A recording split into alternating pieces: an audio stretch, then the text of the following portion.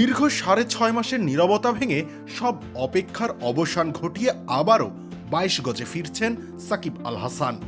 চেনা সেই ভয়ঙ্কর স্পিন আর ব্যাট হাতে প্রতিপক্ষকে চূর্ণ করার দৃশ্য দেখতে মুখিয়ে আছে কোটি ভক্ত। লঙ্কান দ্বীপের সবুজ ঘাসে আবারও ঝড় তুলতে প্রস্তুত ক্রিকেটের এই জাদুকর। ২২ গজের লড়াই থেকে সাকিবের দূরে থাকার এই দীর্ঘ বিরতি যেন ক্রিকেট প্রেমীদের মনে এক অদ্ভুত শূন্যতা তৈরি করেছিল। চেনা রূপের সেই ক্ষুরোধার সাকিবকে লাইভ স্ক্রিনে দেখার আকুলতা জমেছে ক্রিকেট পাড়ায়।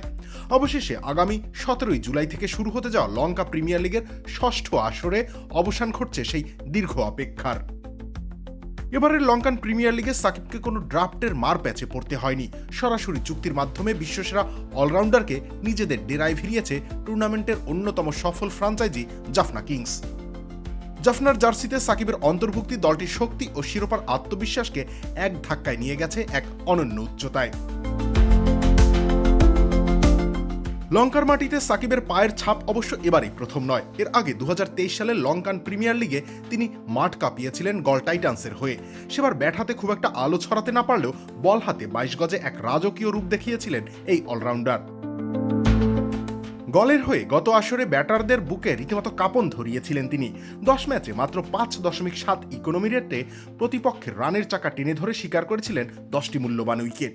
রানবন্যা টি-২০ ক্রিকেটের যুগে সাকিবের এমন নিয়ন্ত্রিত বোলিং যেন ছিল এক নিখুঁত ক্রিকেটীয় শিল্পের প্রদর্শন।